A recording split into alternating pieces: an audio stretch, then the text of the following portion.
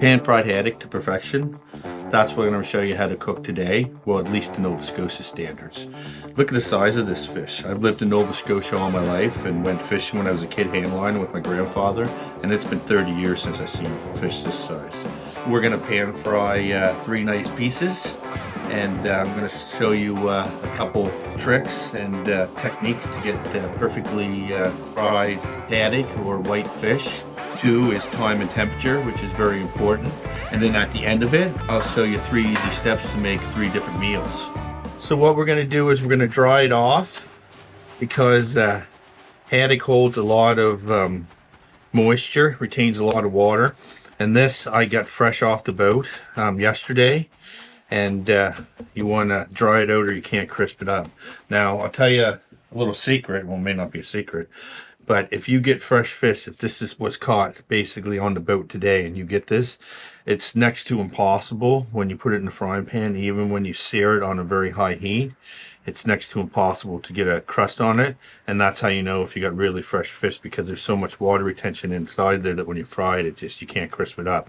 But the taste is delicious. But this is actually 2 days old off the boat. So this should crisp up pretty good and do a good job. But you'd be surprised at the difference in just a few amount of days how much the taste changed. But I'm going to just carve this up a little bit because it's a big piece, and we're going to make this nice for in the frying pan. So just these small pieces, trim up, and then we're going to cut them suitable. So you usually just take the knife and cut them on a little angle. So there's a piece there, and then we'll cut this into 2 pieces. So there we go, 3 nice pieces to pan fry. So start your burners off on high and put in a nice chunk of butter. Plus drizzle some cooking oil. Make sure your pan and your butter is nice and hot before you put your fish in. Now you're going to take your fish and see how there is a white side and then there is more of a fleshy side. So you're going to make sure that you put the white side up. And you're going to cook this on high. This is one of the keys. You want the temperature on high pretty much the whole time. Plus I have a braided piece that I'll put in this frying pan. And another thing that you're going to do is you're going to cook it on this side long enough that you're going to do 1 flip. And that's all you're going to do. We're going to let it crisp up on this side, nice and crispy. And probably for about 4 minutes, and then we're going to flip it and then maybe cover it. We may turn the heat back a bit, especially on this one, just so they'll burn, but only back not even to medium. And turn the temperature back just a bit. So all you want to use for spices to make this turn out to perfection is 3 things: a good sprinkle of salt, pepper, and we're going to do this on both sides, and then at the end, when we flip it, we will put salt and pepper on the other side and just a touch of tarragon, which will make this perfect. So these are crisping up. Just move them around a bit in the pan so they fry nice and even. We're ready to flip.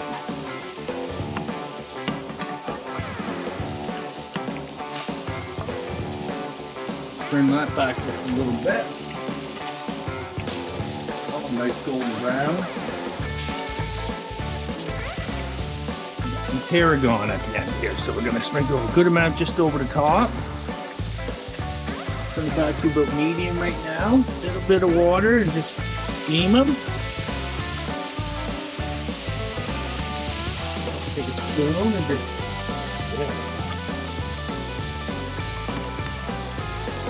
cover them just for a few minutes. That one's done.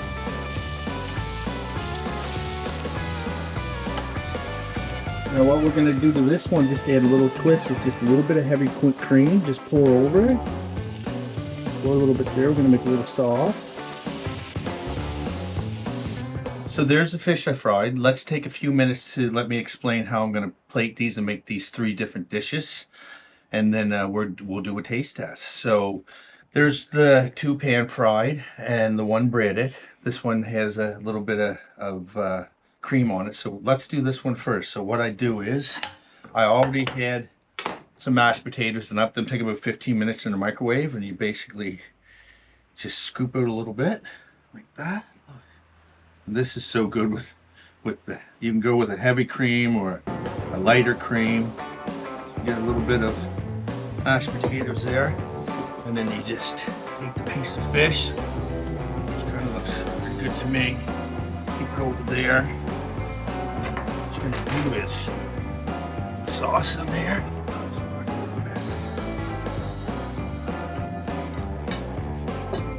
So there, haddock and cream and mashed potatoes. Just another simple haddock dish, and all we're gonna do is mashed potatoes on the side. So we got quick fries in the air fryer. We got tartar sauce, we got mayonnaise, and we got ketchup.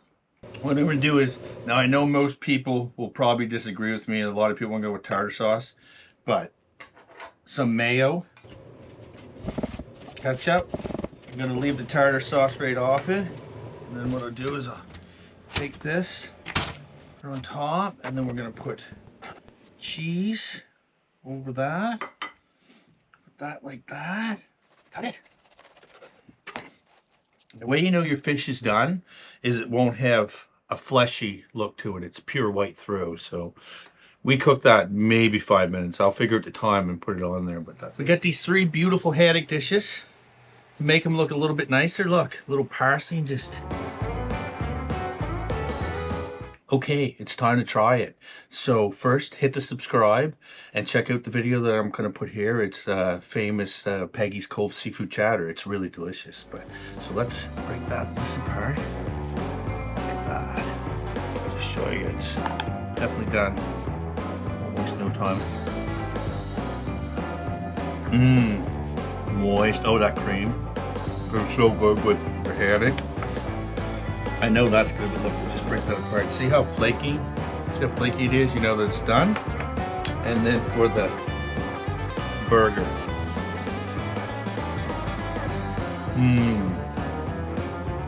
I'm telling you, really good with ketchup and mayonnaise. Give it a try. Love to hear how you guys make it out if you liked it. Have a good day.